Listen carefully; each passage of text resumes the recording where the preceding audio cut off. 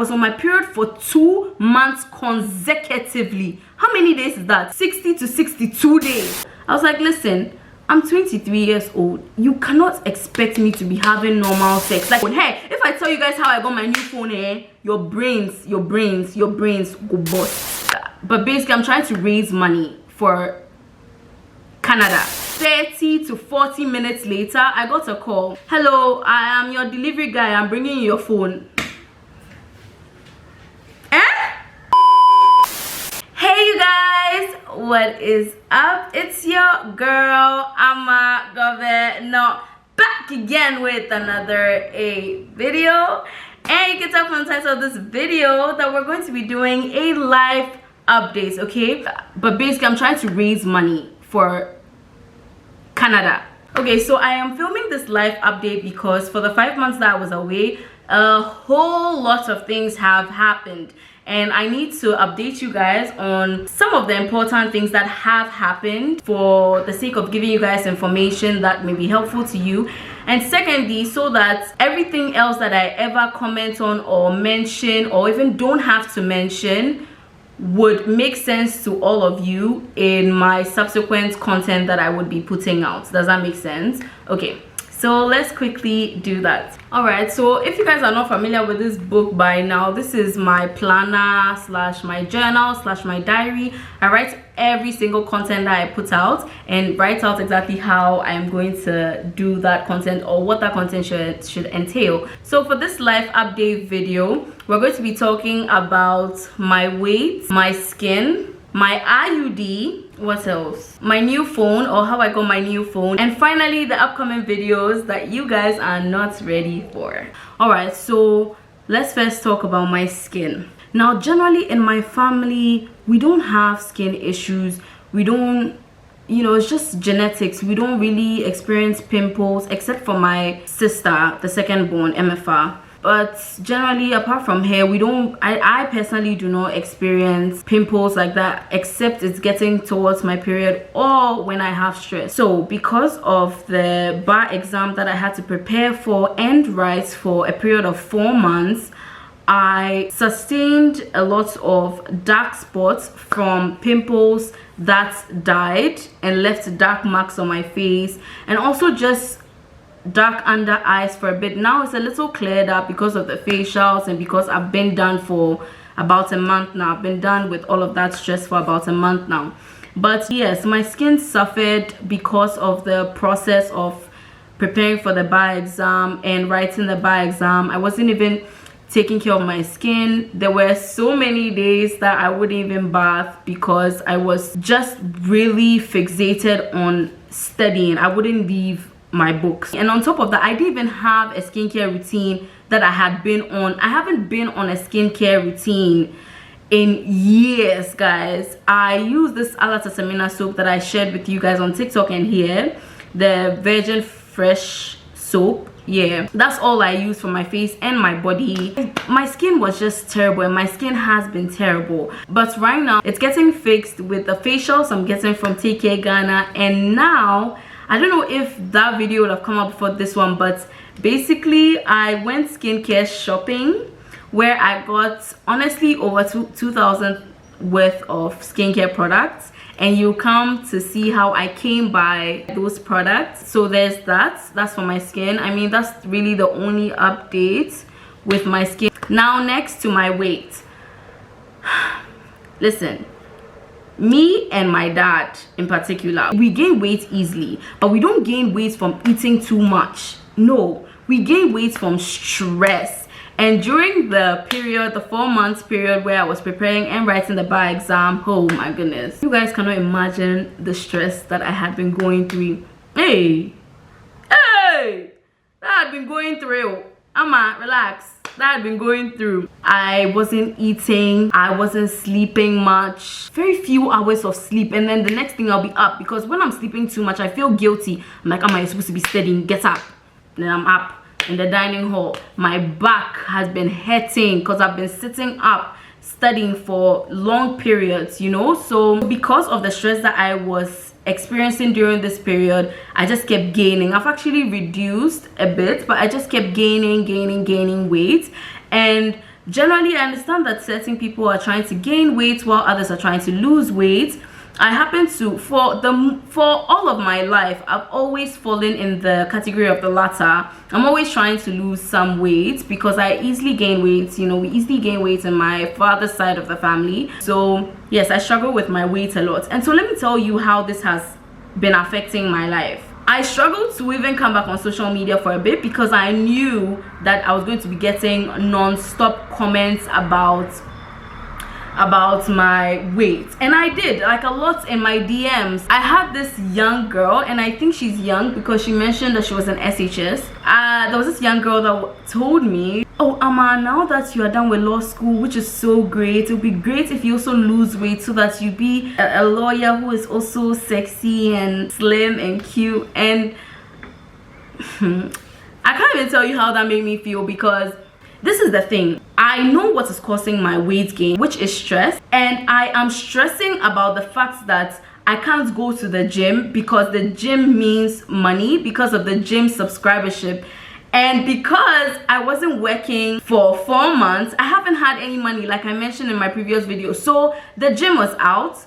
Dieting is out because that is also a lot of money, like even way more money than the gym. Trust me, dieting is expensive. And so now I was stressing because I wasn't even eating that much, and I picked up a very terrible habit of starving myself, but that doesn't even do anything because I'm still stressed, you know, and the stress doesn't end. And especially now, because as I'm talking, I have about 5 TikTok videos that I have to edit, and they are real-time videos. So it's not like the dancing TikToks. No, it's a real-time video. You have to select good music that goes with it. I have that to do. And apart from this video that I'm going to be editing, I'm filming another one with my brother, and I have already filmed some videos, so I have to edit those. So in total, I have about 4 YouTube videos that I have to film, and then I also have to film YouTube shorts. I have an assignment due that I have to submit to my managing partner at the law firm. I haven't done that yet. I have clients that I teach on Friday, Saturday, and Sunday. So I have all of these things, and then I also have to constantly be remembering to post on Snapchat, Twitter, Instagram, TikTok, and YouTube stories as well, because I'm trying to do everything possible. Okay, so this is another update, but basically I'm trying to raise money for Canada. I'll tell you about Canada. Canada is supposed to be in this update. Okay, I'm trying to raise money. I'm trying to accumulate stupid money any way I can, whether it's through swimming, social media influencing, YouTubing, because by hook or by crook, April 2023, I need to go to Canada. I don't know how it's going to happen, as my passport is expired and I've literally never used it in my life because I've never been in a plane before. That's for one. I don't know how Canada is happening, and right now I'm seeing everything. Let me take it one step at a time. Okay, so yeah, Big Joe. Okay, but basically that is what has been stressing me out. So when I get those comments, and that's not the only comments, I think on YouTube I got some comments, and me, I don't delete comments. I won't do that. I won't do that. I actually appreciate the diversity, but not the negativity though. But you know, sometimes a lot of people don't even see it as negativity. That's honestly probably one of the huge issues. And you know what, truly, they don't mean to be negative. They're just concerned about your weight. But the issue is, you don't need to be concerned about someone else's weight. 1, 2, you need to understand that people's weights are more likely than not a sensitive topic, because most people are never one weight throughout their lives, and most people have a problem with not being a particular weight throughout their lives. So generally it's a sensitive issue, and so unless somebody volunteers information about their weight or asks you a question about their weight, it is usually advisable to refrain from commenting on people's weights. I just think people need to understand this, and I think we'll be fine. But yes, I have, oh my goodness, and the in-person ones, so now I don't even really like it when people approach me in public, unless, you know, they're just saying like, oh my goodness, I'm a governor, you know, because it makes me conscious about my size, and it plays on my self-confidence a little bit. which we don't need, which I do not need at all. But anyway, I've been talking to a gym instructor that works at the place where I teach swimming, and you know, I've made him understand my situation with money and all that. And so I've told him that I'm just waiting for YouTube to pay me in September, and then I can use some of that money to subscribe to the gym and possibly start eating healthier, because that's also money intensive. So that is about my weight. All right, we're done with that. All right, so let me talk about my IUD really quickly. So if you didn't know, I think I'm going to try to link my first IUD video here, maybe 2 years ago. It hasn't been 2 years, I don't remember, maybe last year, I don't remember, but I'll put it here. I got an IUD inserted into my vagina. Now, this IUD has been giving me one problem or the other. I'm not going to update you guys so far. If you want updates, because I've been giving updates here and there, I've given about 3 or 4 updates since I got the insertion the first time. So if you want an update on that, you can go and watch those videos. But listen, out of the 4 months that I had been studying for, I was on my period for 2 months consecutively. How many days is that? We're talking about 60 to 62 days. I had my period every single day for about 60 to 62 days. And we're not talking about droplets. I'm talking about, oh Charlie, hey, I stress with this IUD, no cap. Listen. Now, the reason why I was unable to go to the hospital during that period was because I was studying for my exam, and I kid you not. See, when I'm in exam mode, if you take me out of the space, it would mess up the flow. It would mess up my consistency and my energy towards studying. So I was just enduring it, and I couldn't even, when I'm preparing for exam, especially major exams, I can't be going out, and it's just not possible. And it was the latter part of the 4 months, so part of my preparation plus writing the exam, and I was just bleeding every single day. I was wearing a pad every single day.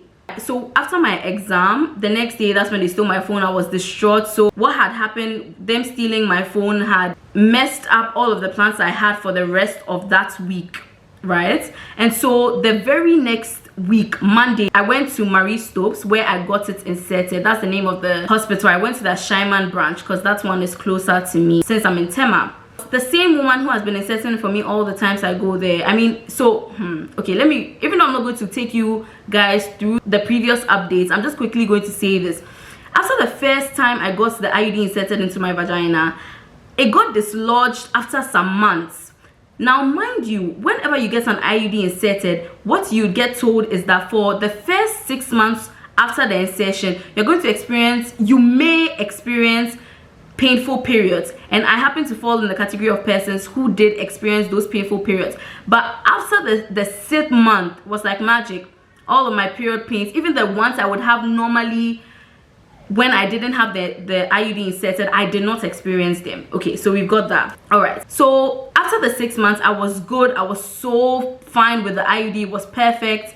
And then what happened with the first IUD was that every time I would have sex after some 8 months after the insertion, my partners would be complaining that they can feel the IUD, and or not complaining necessarily, but they would give me feedback that they can feel the IUD. And at certain points, I actually started feeling the IUD myself through their penises. So I'm specifically talking about when I would have sex with men.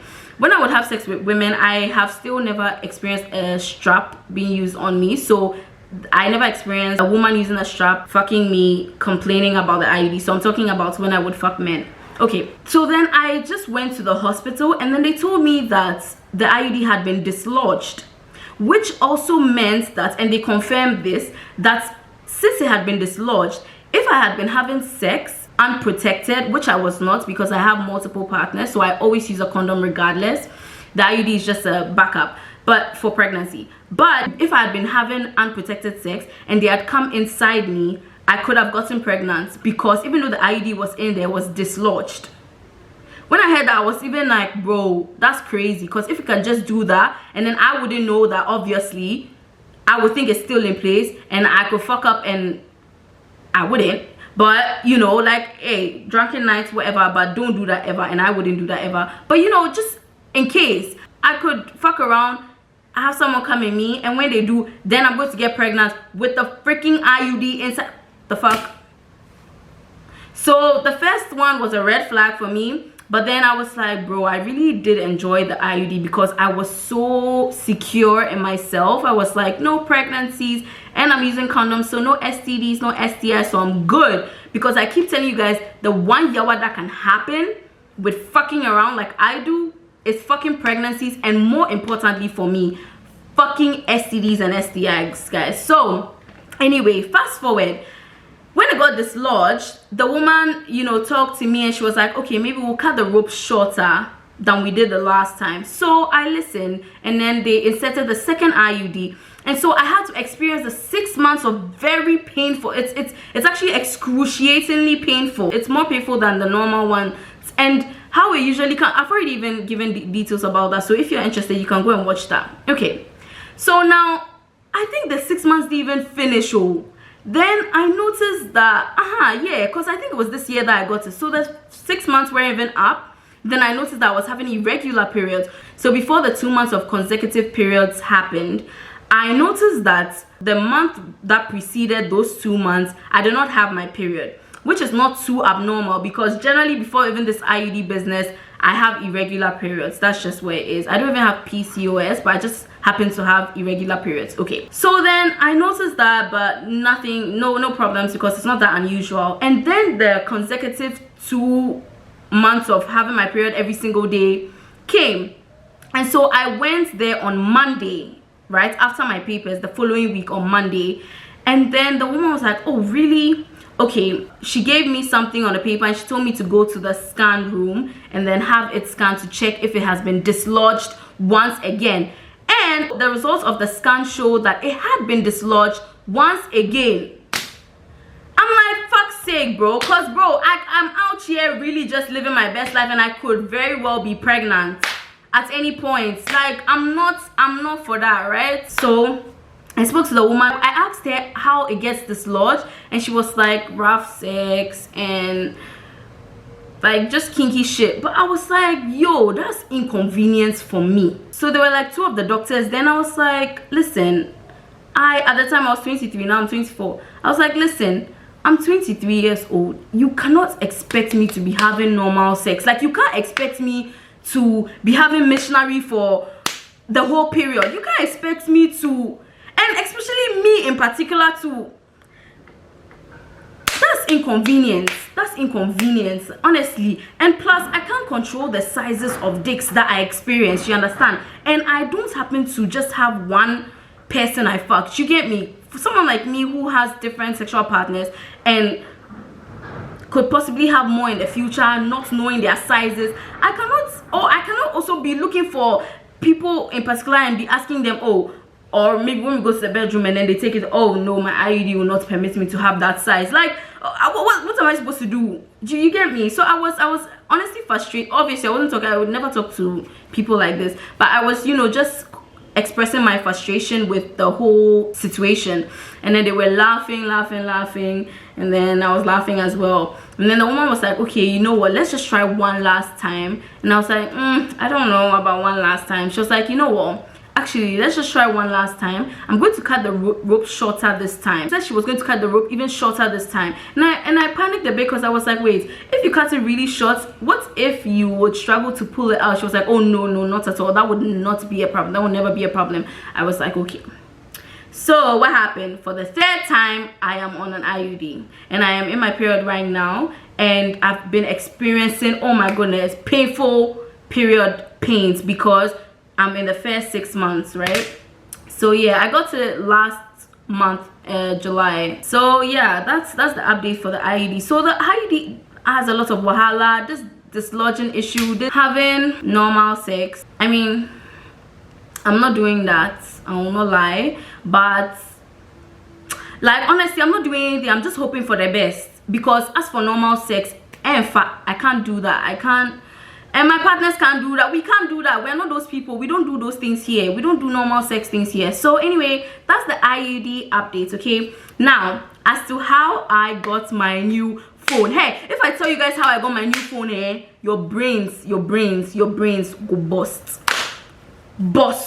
Okay, so real quick, let me just start by saying a friend bought the phone for me. But two things, I'm going to tell you the background of my friendship with this person, and secondly, I'm going to tell you how the person bought the phone for me. In the first place, background about our friendship. We've been friends for 9 years. We met in Form 1 of Achimota. His name is Kobe Finn. If you're watching this, hi Kobe. Anyway, so Kobe Finn and I met first year in high school, Achimota school. We both went to Achimota school. We're John, we didn't know anyone, you know, we didn't know people, and we're put on the same dining table. Now, within like the first weeks of just coming to school fresh, Kobe had to have surgery on his balls. And he didn't know anyone because we had just come fresh. We're freshmen and we were Form 1s. Let me say Form 1 before you guys come for me. We're Form 1 students. So we didn't really know anyone, and we had been put miscellaneously on the dining tables, but we were put on the same dining table. And so when I noticed that he was experiencing some discomfort, I approached him while we were on the dining table and I asked him if he was okay, and then he was like, nah, he thinks he needs to go to the hospital. And me too, I didn't even know where the hospital was, but I managed to ask someone and I took him there, even though we didn't know each other, we didn't know anyone. We got to the hospital and we found out that he had to be admitted. And bro, I quickly came back because he needed food because he had been admitted. And I opened my chop box and literally packed almost everything in my chop box and took it straight to him. Somebody I didn't even know.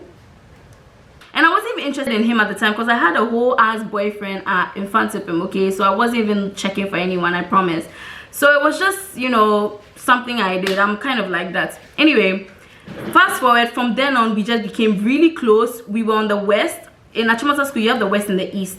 We're on the west, so we're westerners, and we'd always walk together to school, to assembly, to the agri chapel, everywhere, to entertainment. We work together everywhere. We're two very John people, like very John. We used to walk fast, and I used to force him to walk fast and all that. Form 2 came. We both wanted to be prefects. We applied. He applied for dining hall and got it. I applied for school prefect and I also got it. So we both were prefects. Fast forward, we finished school and everything. Oh, and then he applied to Ashesi, I applied to Legon. But every time that he got the chance to, he would come and visit me in Legon. He would sleep on the floor in my room, I'd sleep on the bed, we'd be talking. Or if it was Pent Hall week, we'd go and, you know, check it out. Like, basically, we've always been close. And even after Ashesi, we always maintain our friendship. He doesn't live too far away from my house. Anyway, fast forward, there was this time that I heard that he was really sick. Somewhere last year, I quickly came straight from school to come and visit him. Stayed with him for a bit. And then also somewhere early last year, I was admitted at the hospital like 2 different times, and apart from my mother, Kobe was the only person that ever came to visit me. And then I even had him bring certain things from my house for me. So this is the relationship that I have with this person. And also because we're 2 very busy people, you know, we do this thing where we call it updates, where for 1 minute, if I FaceTime him, and it's only on FaceTime, if I FaceTime him, then I would give him an update on my life so far, because we don't talk every day, but we are constantly, like, we would think about each other here and there. So maybe, like, I'm sorry, I'm hot. So maybe once in 2 weeks, he'll FaceTime me and give me an update. Now, it has to last for 1 minute. Whether he's done or not, we have to go, because we are both very busy people. So that's the kind of relationship that we have. Now, fast forward, Kobe, because he was in Ashesi, if you guys don't know, in Ashesi, they usually encourage the students there to do their internships outside, so not in Ghana. And so generally what happens is that because the companies outside would have worked with these students and would have been familiar with their work ethic and comfortable with their work ethic, after school, when they apply for jobs there, they more than likely get it. So that's what he did. And so after Ashesi, he's been, I think he went last year or so, he's been in the UK working at one of the top 5 accounting firms in the UK. Crazy. But anyway, he's doing amazing. So now listen, while I was writing my exam, the bar exam, he called me for an update, and then after the update, he mentioned that he has an old laptop and he wants to buy a new laptop. So would I want it? And I was like, okay, cool. So then he told me that his mother was coming from Ghana to the UK and would come back. So then he would give it to her to bring it to me. And I was like, okay, cool, after my papers. So now guys, after my last paper on the 20th, the 21st was when they stole my phone, and so we lost contact. Now fast forward, when I started my internship, I was asked to do work by my managing partner. Now I was supposed to draft a settlement agreement. After drafting, he asked me to type it, and then after I drafted it and I gave it to him, he told me to type it. I told him that I don't have a computer. Listen to the response. You don't have a laptop? Like, seriously? Bro, that day I felt so fucking bad. My bro, I had a MacBook. I gave it to my brother and it got stolen at Pens. They're in the downstairs room or whatever, so I don't know, but when none of them were around, he and his roommates were around, they stole it, right? And the small money that I got afterwards, I bought him another laptop, right? So I still didn't have a laptop because mine was stolen, and I got him another laptop, so I didn't get myself a. So but when he said that, I just, in fact, I felt so bad. But then I remember that Kobe had offered to give me his laptop. So now when I went home, I was trying to get his number, but then his number was on the phone that they had stolen, so I couldn't get his number for 2 days. But on the second day, I noticed that Google had recovered my contact, and so that's how I got his number finally. Now I called him on normal call, no one picked, and then I was sick at the time, so I slept. I woke up to a phone call. When I picked up, it was him, and then we're doing our update things, and he was telling me how he was trying to reach me, and now he's had to sell the laptop, that where was I, and he was even annoyed at some point because he thought I was doing that my thing where, okay, let me explain. So since he's been there, right, he's had a good job, good money, and sometimes he'll be offering to send me some and I'll be rejecting it. So that's what he meant. So he thought that I was intentionally ignoring him because I didn't want to accept the laptop, because when he even first suggested the laptop, I declined first until he convinced me to take it. So he thought that was what was going on, but then I told him, no, my phone has been stolen, blah blah. I told him everything. Now I didn't even finish telling him about how my phone got stolen and the effects that it has had on me. This guy was like, okay, you wait, so you're saying that even without the laptop, if you had your phone, you'd be doing everything that a laptop needs? And I was like, yeah, that's what I was doing on my phone, because I had Google Docs, so I used to type out everything I would need on Google Docs on my phone. He was like, okay. So I was continuing my story. Then he was like, wait, red or black? So now I'll give you the background. Now this is how I got the phone. He was like, red or black? I was like, what do you mean red or black? And then he was like, do you want a red phone or a black phone? And I was like, hey, I was like, relax. Because honestly, even the monies he had been like offering to send me before, the monies don't compare to how much I know an iPhone costs. So I was like, yo, relax. Because bro, I don't know, I felt so weird about it. So I was like, you relax. He was like, oh, Amma, this one, don't reject it because you actually need this one. I was like, yeah, you Barry, relax. He was like, okay, then I should wait. Can you call me back on this number? And I was like, yeah, you can call me back on this number. So I thought he had to go. So then I ended the call. Guys, listen to me. I'm talking about a matter of 30 to 40 minutes later, I got a call. Picked up the call. Hello, I am your delivery guy. I'm bringing you your phone. Bro, after that call, I was like, oh, okay. He asked me where I am. I told him where I was at Medina. After that call, we're talking about roughly 45 minutes later, I went to buy Friday. I came back, the phone was on my bed. Guys, we're talking about an iPhone 13, fresh in box, factory unlocked, 128 gig. Guys, like, I have to hurry up. But basically, that's how I got my new phone. Brain buster. So that same day that Google recovered my contacts and I called him and he didn't pick up, and then subsequently he called back and I just told him about what had happened. That's when I got that phone, that same day. We're talking about, we're on the phone talking for less than 15 minutes maybe, and then I'm talking about within 2 hours later I already got a phone. Bro, that's crazy. That's bro, all my friends at Medina that I live with were confused. Anyway, next updates is about my living situation. So you guys know that originally I'm from Tema and I live in Tema with my family in this family house, but I have had to move to Medina for a number of reasons. So right now I live in Medina with some really great friends of mine who allowed me to stay there with them, because between Medina and Tema, Medina is closer to the law firm where I go to, and the law firm is quite far. We're talking about, I can't tell you the precise location, but we're talking about after La Paz, Crow. Yeah, so that far.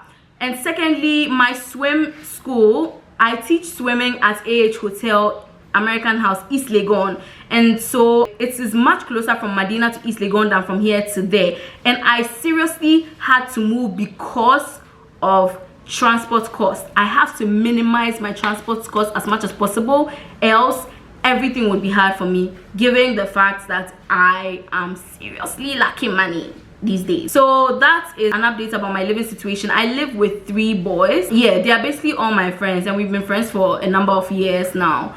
And yes, they were the only available people who could take me at the time, and I'm very happy there. Like, trust me, very happy. The reason why you guys have not seen that place in any of the vlogs is because, listen to me, and go and Google this word. I will not explain further. That place is a trap house. Oh my god, I just checked what a trap house means, and that is not what I meant. I just mean it's a ghetto.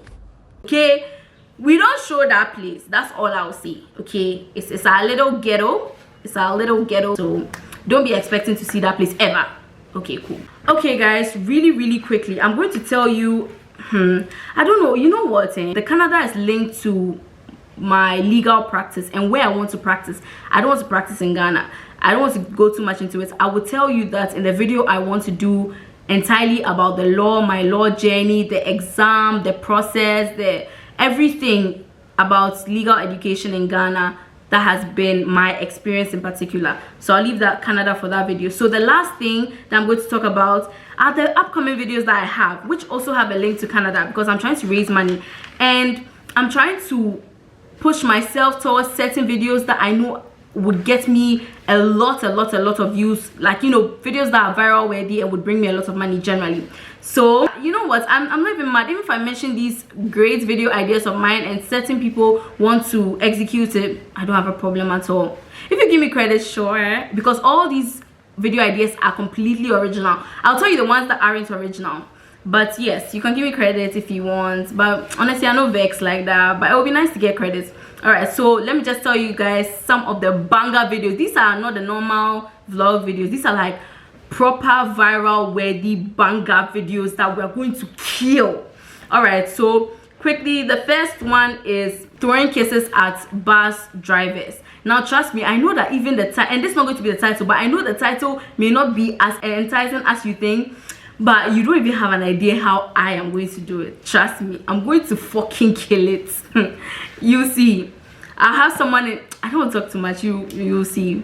And then doing lovey-dovey in the church roll. So me and a guy I'm going to find, we're going to basically be doing PDA and be loud in the church roll and things, and we're going to have 3 cameramen in between the people, and then even people instigating, just so that people, guys, you relax. I don't want to talk too much.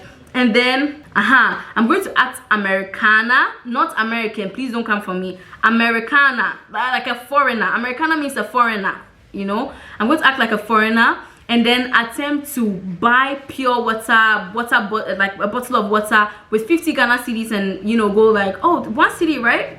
And see if they're going to try to cheat me, 1, and 2, see if anyone around would intervene on my behalf. And then we're going to do moving to girls in public video and moving to guys in public video.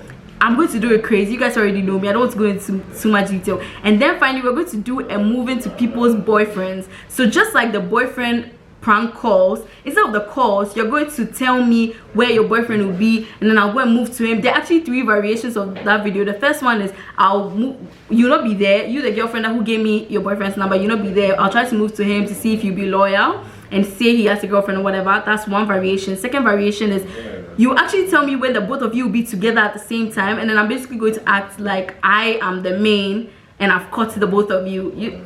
Whoa, crazy things, okay? But yeah, right now I have to go and film another video and the daylight is going, so I'm going to end the video here. But basically, this is the live update video. I'm so glad I'm able to do this video. Hey, and I know I'm talking quickly, but I'm really sorry. I really have to go, and it's Sunday. I have to go and prepare, and I've not done the assignment that I told you guys about, so please, I beg you, okay?